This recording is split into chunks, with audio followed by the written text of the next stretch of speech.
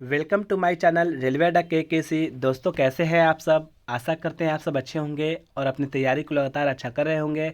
जैसा कि आपको पता है, हम लोग डेली एसएससी सीजीएल जीके का टॉप 25 इंपॉर्टेंट क्वेश्चन लेके आ रहे हैं और उस सीरीज़ का आज 8वां दिन है। जिन्होंने 7 क्लासेज नहीं लिए वो क्लास देख ले, जिससे आपको फ़ायदा बहुत होगा एग्ज़ाम में। जो भी कोई भी एग्ज़ाम दीजिए इसमें प्रश्न जीके का पूछेगा, उसके लिए ये वीडियो लाभदायक है। जो भी चैनल पे मेरे पहली बार आए हैं वो चैनल को सब्सक्राइब कर दें और आपको इससे अच्छा अच्छा क्वेश्चन मिलेगा। आज का पहला प्रश्न है, पानी का कोई भी रूप जो बादलों से गिरता है उसको क्या कहते हैं। तो आप लोग को पता है कि बादल से जो भी पानी गिरेगा उसको हम लोग प्रेसिपिटेशन कहेंगे। ऑप्शन नंबर सी आप देख रहे होंगे, यहाँ पे येलो कलर से पेंट है, तो ये प्रेसिपिटेशन इसको हम लोग कहेंगे। नेक्स्ट क्वेश्चन देखते हैं, फ्रांस में स्वतंत्रता, समानता और भ्रातृत्व का नारा कब बुलंद किया गया था। तो फ्रांस में जो राज्य क्रांति हुई थी आज़ादी के लिए, तो वो कब हुई थी, 1789 में हुई थी। याद रखिएगा उस समय जो यहाँ पे थे राजा, उसका नाम क्या था, तो लुई 16वां थी। यहाँ पे लिखा हुआ देखिए एक्स्ट्रा फैक्ट में, फ्रांस की राज्य क्रांति लुई 16 के शासनकाल में थी। ये भी याद रखिएगा दोस्तों कि फ्रांस में, तो ये ठीक है। अब रूस की बात करें, रूस की क्रांति 1917 ईस्वी में हुई थी। रूस की क्रांति कही या बोल्शेविक क्रांति कही, ये भी याद है, 1917 में हुई थी।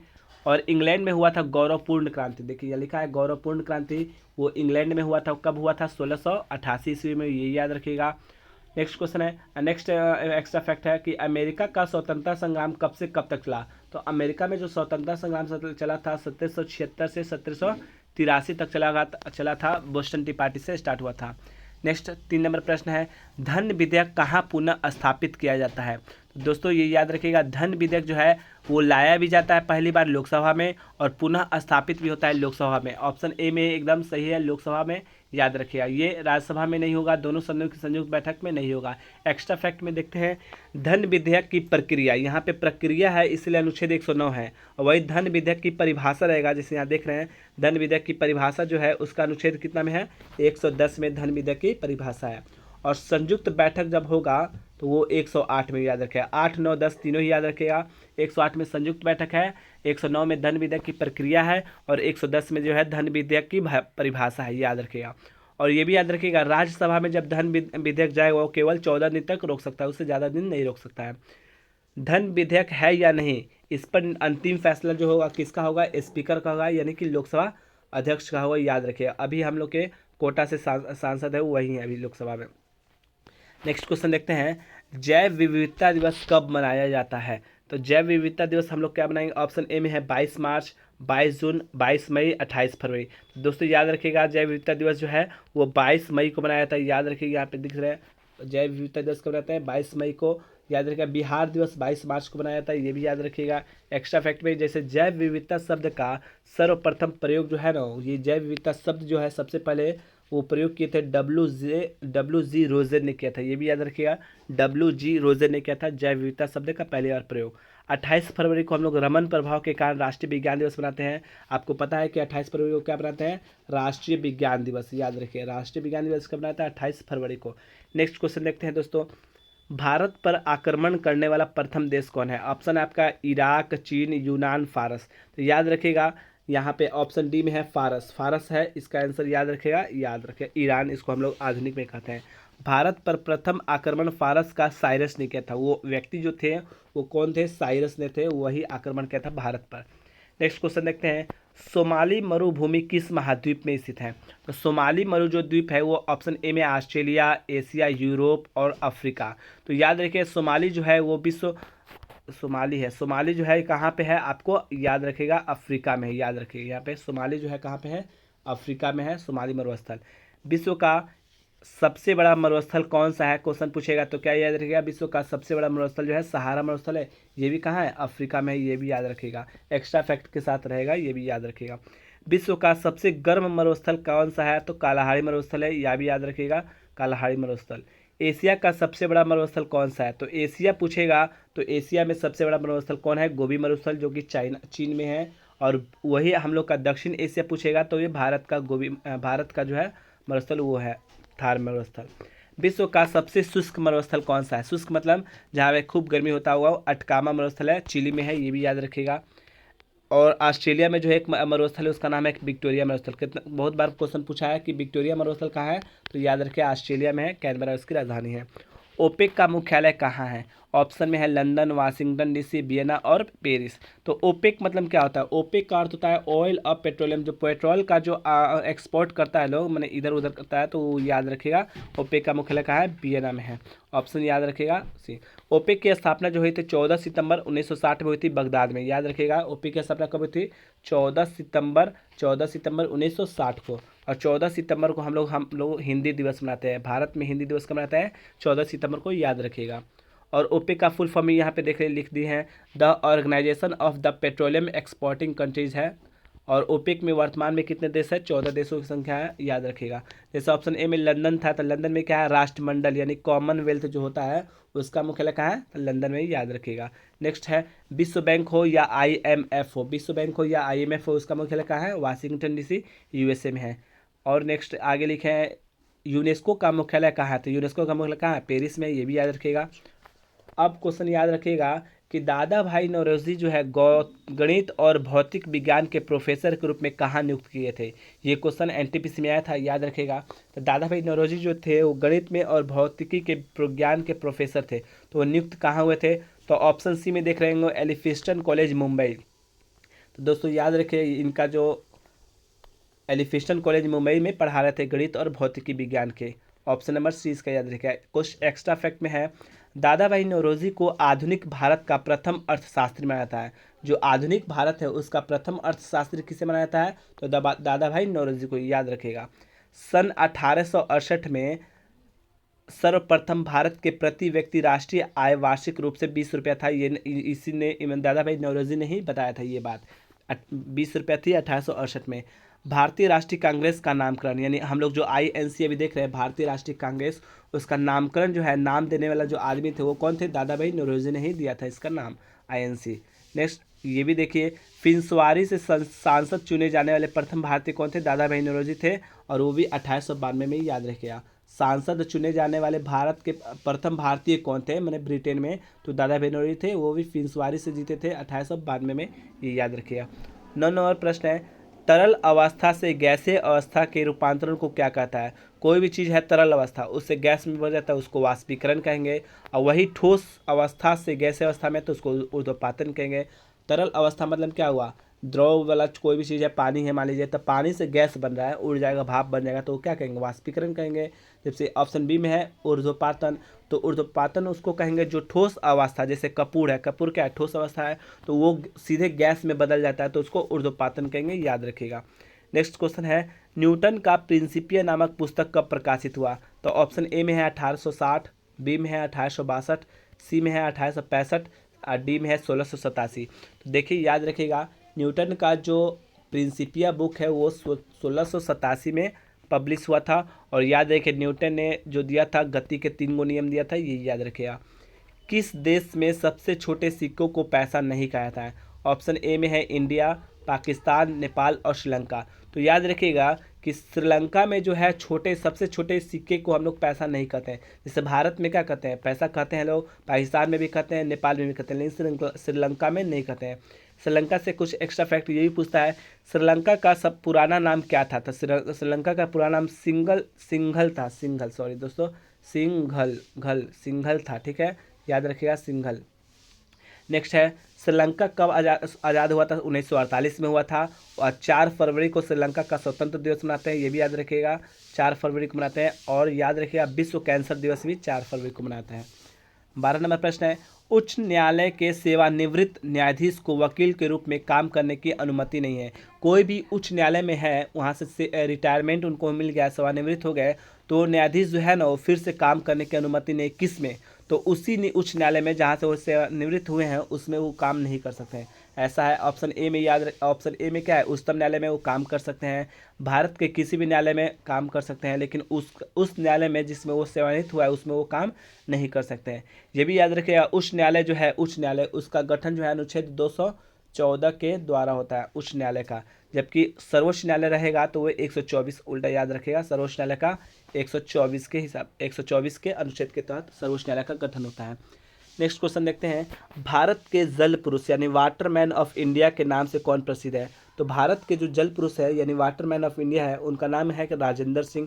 ऑप्शन बी देख रहे होंगे, राजेंद्र सिंह है।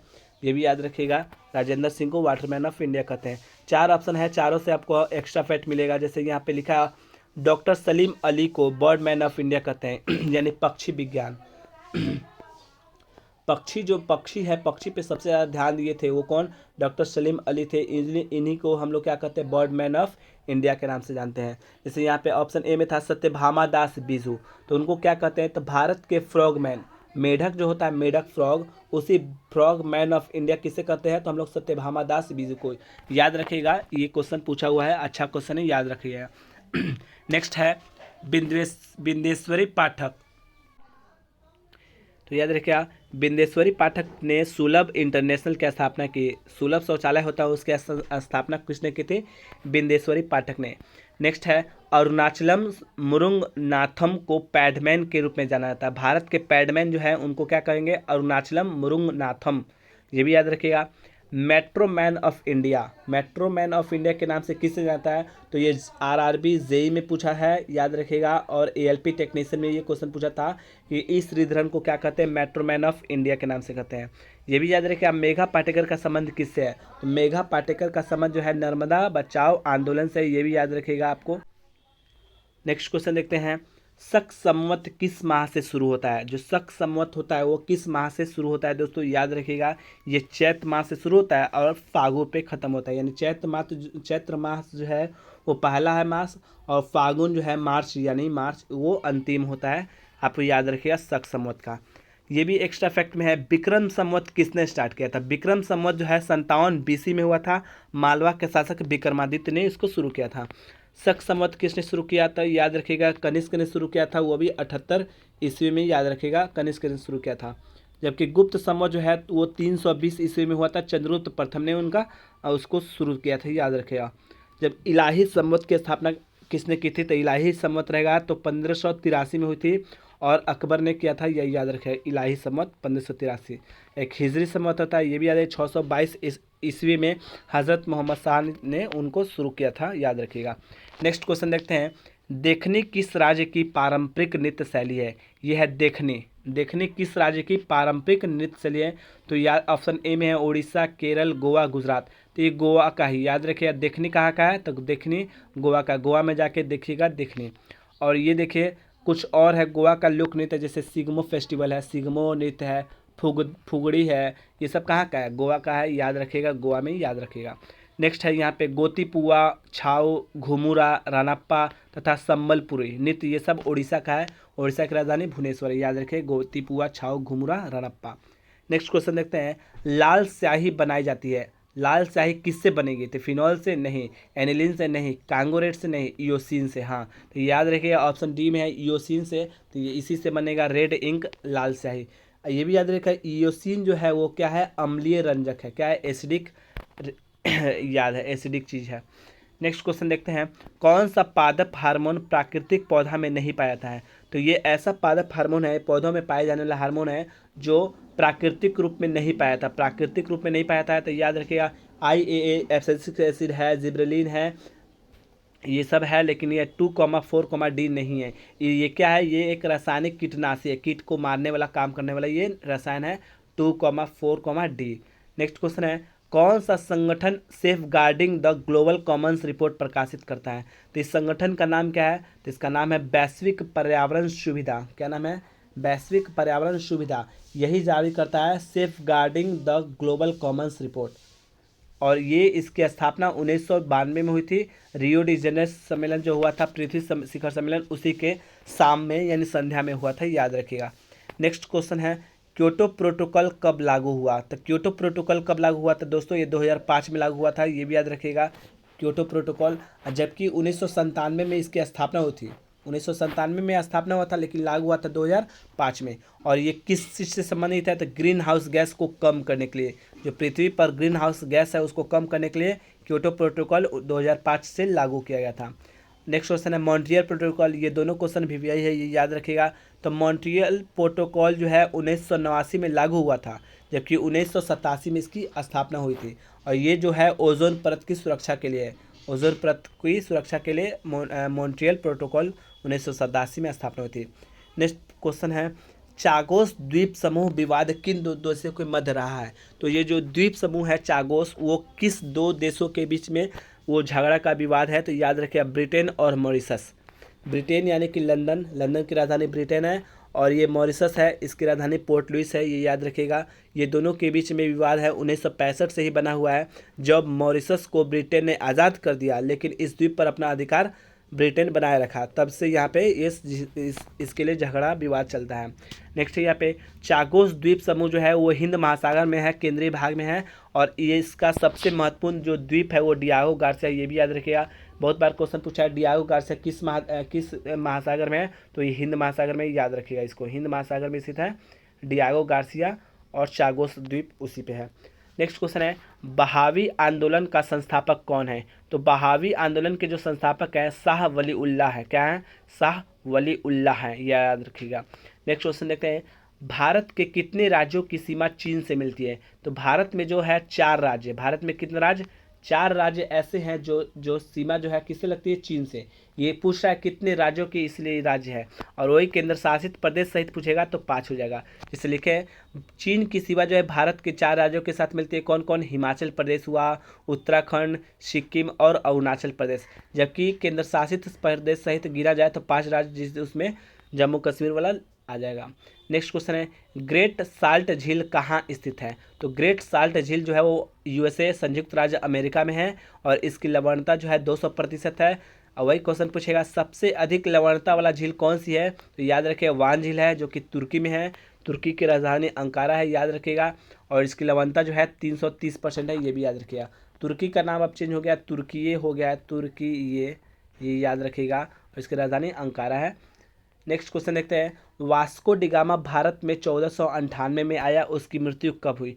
सभी को जानता है कि वास्को डिगामा भारत में आया था कब? 1498 में।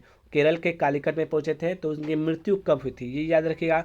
उनकी मृत्यु हुई थी 1524 में, और कोच्चिन में हुई थी। कोच्चिन में मलेरिया से हुई थी, उनको मलेरिया हो गया था, जिसके कारण इनकी मृत्यु हो गई थी 1524 में। नेक्स्ट फैक्टर में है यहाँ पे भारत आने वाला पहला अंग्रेजी जहाज कौन था? तो ये भी क्वेश्चन पूछा है कि भारत आने वाला पहला अंग्रेजी जहाज कौन था? तो ये आरपीएफ में कुछ 2018 में 19 में पूछा था, रेड ड्रैगन था, ये याद रखिएगा रेड ड्रैगन। ये भी एक्स्ट्रा फैक्ट में याद रखिए। मानस नदी जो है किसकी उपनदी है? तो मानस नदी का ही है, जो ब्रह्मपुत्र की उपनदी है, ये भी याद रखिएगा ब्रह्मपुत्र नदी। और वीडियो अच्छा लगे तो सब्सक्राइब कर दें, और चैनल को सब्सक्राइब करके बेल आइकन दबा लें। थैंक यू, जय हिंद।